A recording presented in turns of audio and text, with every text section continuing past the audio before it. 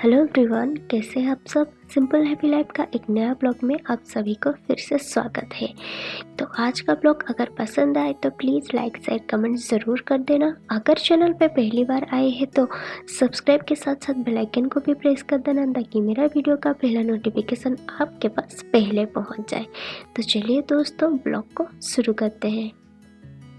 तो दोस्तों, आप सोच रहे होंगे इतना रात को मैं कहाँ चली।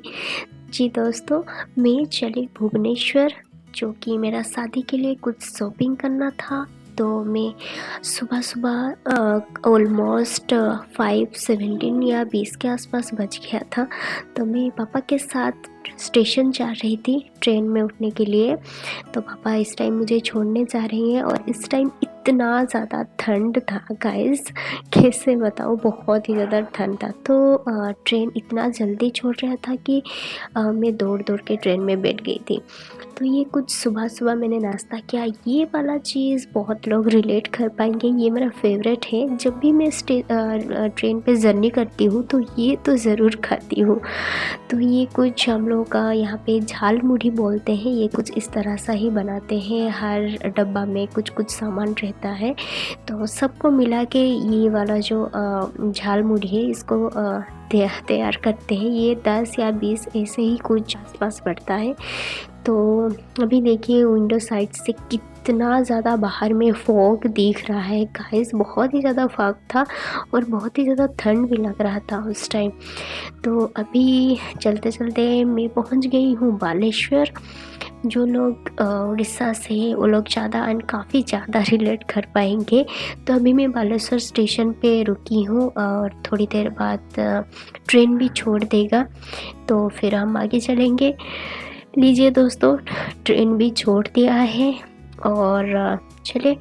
तो यही था कुछ सफ़र। और फिर से जब मैं थोड़ा आगे चली तो ये कुछ बहुत ही खूबसूरत सा नज़ारा दिखने को मिला। तो सोचिए आप लोग के साथ भी शेयर करूं। तो बहुत ही खूबसूरत सा नज़ारा दूर से दिखाई दे रहा था।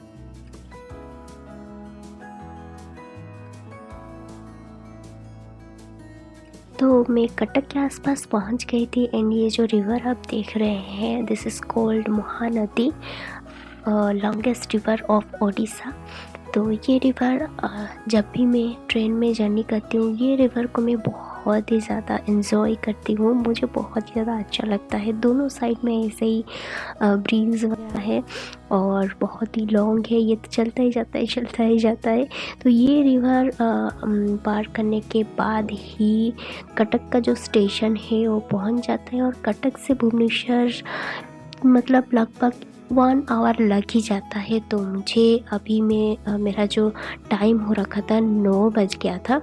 तो लीजिए, हम लोग कटक के स्टेशन के अंदर भी पहुंच गए हैं एंड यहाँ पे वो कुछ 5 to 10 मिनट्स यहाँ पे रुकेगा स्टेशन में और फिर हम लोग कटक से रवाना हो जाएंगे भुवनेश्वर की तरफ।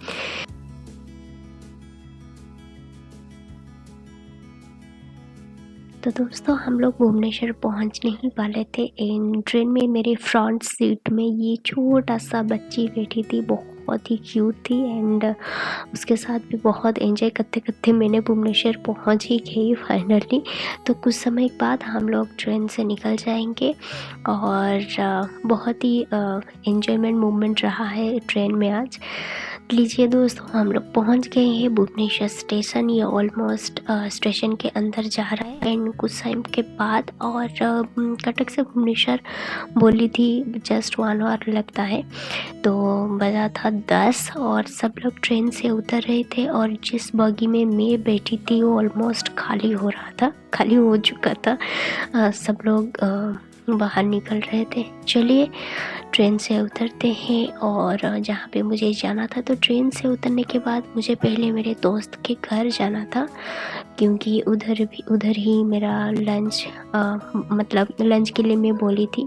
तो उधर लंच वंच करके फ्रेश करके फिर मैं जिस काम से एक्चुअली भुवनेश्वर आई थी शॉपिंग के लिए, उस तरफ हम लोग निकलने का प्लान बना था। तो चलिए मैं ऑलमोस्ट ट्रेन से उतर गई हूँ और सीढ़ी से चढ़ के बेसिकली ट्रेन जब बारीपदा की तरफ जाता है तो प्लेटफॉर्म नंबर 1 पे रुकता है तब, पर जब बारीपदा से भुवनेश्वर आता है तो पता नहीं कौन सा प्लेटफॉर्म में वो रुकता है। तो उस दिन 5 नंबर प्लेटफॉर्म में ट्रेन रुका था, तो मुझे अगेन प्लेटफॉर्म नंबर 1 पे आना था। तो उस दिन काफ़ी ज़्यादा भीड़ भी था क्योंकि संडे था, तो बहुत लोग शायद वेकेशन के लिए जर्नी भी कर रहे थे, तो उस दिन बहुत भीड़ भी था। चलिए, तो हम लोग ऑलमोस्ट स्टेशन में उतर रहे हैं यहाँ पे।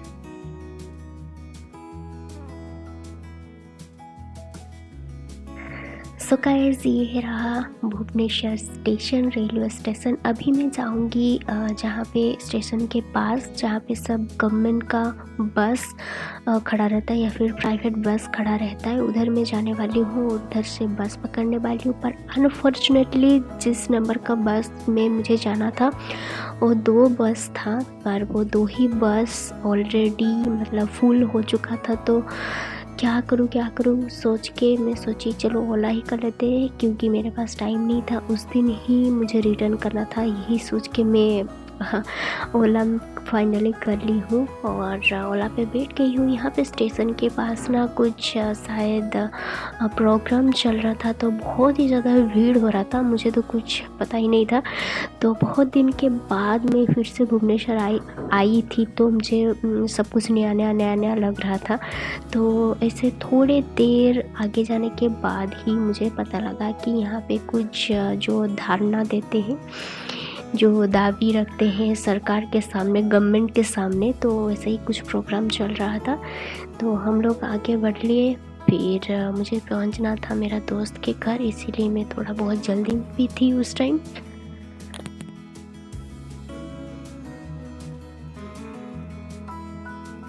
इतना दिनों के बाद आई तो देखी यहाँ पे ना बहुत सारे शॉप्स वगैरह थे, पर देख रही हूँ यहाँ पे शायद आगे कुछ काम चलने वाला है, इसीलिए शॉप्स वगैरह को उधर से तोड़ फोड़ करके निकाल दिया गया था।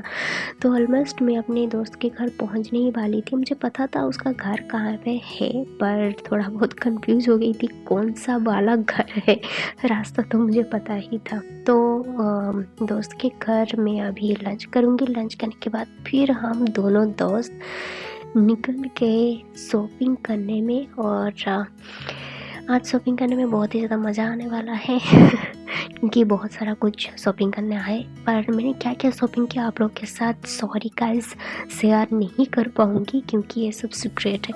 तो हम लोग ऑलमोस्ट पहुँच गए थे बाज़ार में। दिल्ली का जैसे चांदनी चौक मार्केट और कोलकाता का बड़ा बाजार या फिर धर्मतला जैसे है, वैसे ही भुवनेश्वर में ये वाला मार्केट जो है इसको बोलते हैं मार्केट बिल्डिंग।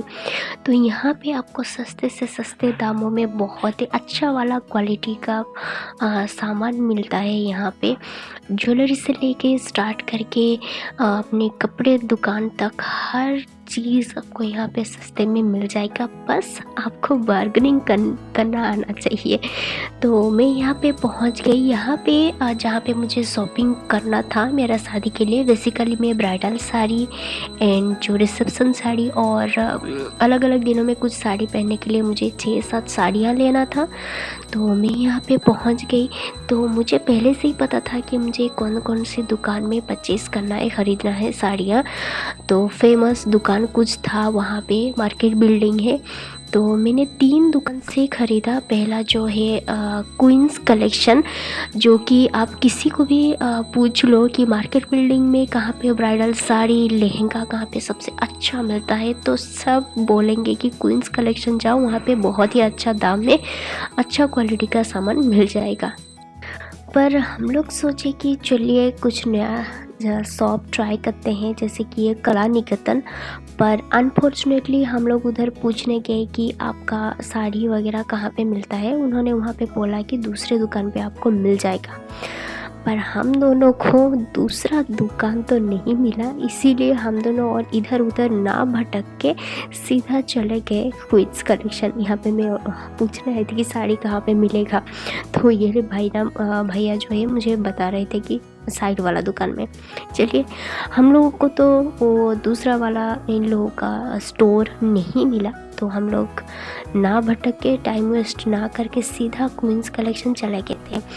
पर गाइस, मैं किसी भी शॉप्स में ना वीडियो का क्लिप्स नहीं ले पाई, क्योंकि हर किसी के शॉप्स में पहले से ही बोल दिए थे कि यहाँ पे वीडियोस वगैरह करना मना है, फ़ोटो खींचना मना है।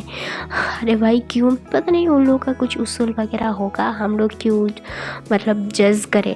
ओके, तो ये जो रहा ये है क्वींस कलेक्शन। थोड़ा बहुत चुपके से मैंने क्लिप्स ले लिए थे, उसके बाद और नहीं ले पाई। ये क्वींस कलेक्शन का ही नीचे वाला स्टोर है, जहाँ पे 4000 का बिलो में आपको साड़ी वगैरह मिल जाएगा, और इनका ऊपर वाला स्टेयर में 4000 से ऊपर। तो हम लोग का शॉपिंग ऑलमोस्ट ख़त्म हो गया था। हम लोग जो 6-7 साड़ियाँ मुझे लेना था, मैं सारा कुछ लेके इधर से अब निकलने वाले थे हम दोनों। तो निकलने से पहले आप सोचिए कि आप लोगों के साथ ये वाला जो बाज़ार है थोड़ा शेयर कर लूँ। और देखिए कितना ज़्यादा भारी था ना, दोनों मिलके भी उसको मतलब पकड़ के चलना बहुत ही ज़्यादा मुश्किल हो रहा था, क्योंकि ब्राइडल साड़ी जो है ना वो ऑलमोस्ट बहुत ही ज़्यादा भारी लग रहा था। तो सोची तो काम हो गया, तो चलो निकलते हैं, नहीं तो मुझे लेट हो जाता। तो चलते चलते कुछ क्लिप्स मैं आप लोग के साथ आप लोगों के लिए ली हूँ। तो ऐसे ही है मार्केट।